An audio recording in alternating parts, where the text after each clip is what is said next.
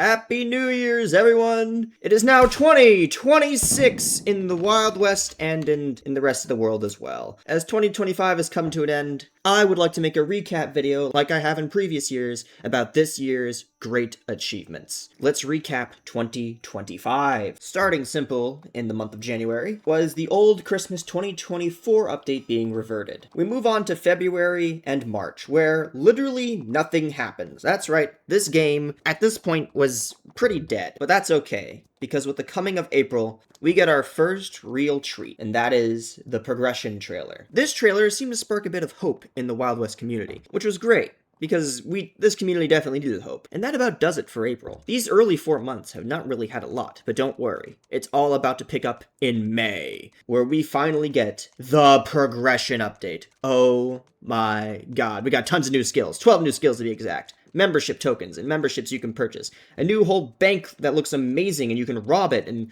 so many cool new things. You can steal diamonds. It's just beautiful. There's a total of 20 plus new weapons added in this update. It is ridiculous how many weapons they added. NPCs are finally in the game. Quests are now also in the game, with weekly and daily quests, both giving EXP based on which skill they are asking you to level up. There was a map expansion, adding some brand new areas, and a map rework. So many new locations look amazing now. Like the once Callahan's Manor has now become the Dolores' Ranch, which you spawn at, even though Callahan's Manor is still burned down at this time. Some reworks to the roles like Mayor, where now the Mayor has even more things like bodyguards, the Doctor, which now you can help out patients, NPC patients, and Hitman, which now there could be 2 in a server. The UI now looks amazing, I must admit. Very beautiful. And something that many people who take no showers might love, the Spitfire, is back in the auction house. The progression update had many bugs, and there would be many bug fixes to try and fix this massive update. The progression update was the biggest update of this year, and in my opinion, the greatest update of the game's history. And guess what? We're not even done with May yet, because there's also another mini update coming out, with the Giselle, the Hawk and Musket, and their blunderbuss also being added to the game. And finally, to round May off, there is a cooking teaser that is teased with a brand new cooking pot and fireplace looking thing. Moving on to June, where it is not as eventful as May, and in fact is a very horrible month for this game's community, and just this game in general, as Tyridge would leave development of the Wild West. This was a big shock to the community and definitely hindered a lot of its growth following the progression update, as many people were excited of the progression update, thought the game was going to be alive, and then hearing this horrible news of the main developer leaving was very bad for what many people thought would be the future of the Wild West. Many did think that the Wild West would be over from this point. There was also a good many of us who believed it wasn't over, and we would continue to play the game. Just because one developer left doesn't mean the Wild West is done for. Doesn't mean the Wild West is going to be abandoned. There are still other devs working on the game, as shown through the rest of this year. Also, the fact that the Wild West now had a monetization system through memberships, I felt like that the devs actually would commit harder to the game now that they would be making at least some bit of money, which I still don't think memberships are enough cash for the devs. I think they should find a way to capitalize more on the game, considering that's just how you grow Roblox games. There's no other way to do it. You gotta make money so Roblox promotes you better. So yeah, but it is sad to see Tyridge go. Many people have made up their minds and would leave the game. This announcement definitely hurting the player numbers. Lastly, to round out June, after Tyridge left, to keep the community still kind of engaged, teasing the auto-loading rifle, the Mexican carbine, and the Merwin revolver, just to do fire damage control, because ultimately, the community was on fire at this point. Originally, the teaser said that these weapons were coming soon, but this was later removed from the message as it became very evident that these weapons were not coming soon. As in July, there'd be nothing. In August, there would be nothing again. In September, there would also be nothing again. And it wouldn't be until October that we would finally get an update, which added a new fort, capybaras, which are hella cute, and I love to kill them. Finally, those 3 weapons we were talking about earlier, the auto-loading, the Mexican, and the Merwin. It also added back some event things like the Wendigo, the Skinwalker, and even the ability to re-get the skeleton horse. The devs also celebrating for 300 million visits to the Wild West would give us a new walking animation, which is based off an old meme of Dr. Livesey walking. I'm surprised how many people didn't remember that. And also, an update was made to the auction house saying that the Spitfire would soon be out of stock.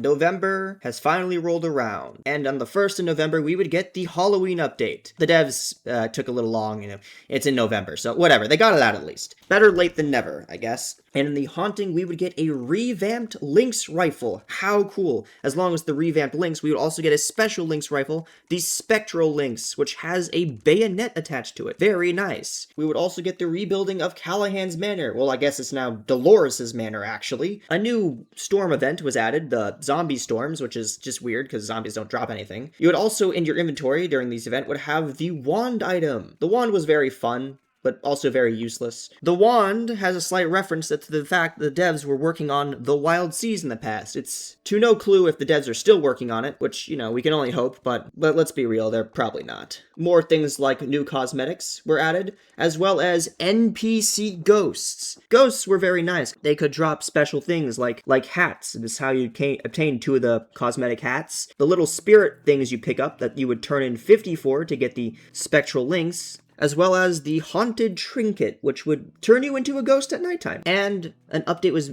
made to the auction house. The Spitfire was finally removed from the auction house again for the 2nd time. Will it come back? Who knows? Maybe. I don't see why they wouldn't. If they brought it back one time, they'd probably bring it back another time in the future. So, here's to 2026. We'd also get DevBlog 10, where we would get info of the Christmas update coming this year, explaining why these seasonal changes were happening, a teaser for what could be fishing in the years 2026, and finally, for the saddest news of all, building being cancelled. This was very, very disappointing news to hear. The main issues the devs brought up were the performance issues and how NPCs wouldn't really interact with the build objects that well. Which, to be fair, is complicated enough considering the devs have literally just had made their own NPCs, and it would be extra complicated to make houses work around NPCs, which, is fair. It is kind of sad that they canned the idea of building. I get it, it's big and complicated, but maybe if the devs still have the assets to building, I'd say make like a reduced building update, where instead of being able to build anywhere, you're just only able to build in plots of land that you purchase in cities, and that be it, and NPCs aren't able to walk into houses, and also make those plots of land be extremely expensive. Just saying, could be a good way to just get some building out, and maybe to at least put one foot in the door, and maybe try to add a bigger building update in the future if you ever come around to it, but if not, I totally get it. More things in November is the Great War of the LeMat Revolver versus the Sharps Rifle vote, which I bravely supported the LeMat Revolver, which promptly lost.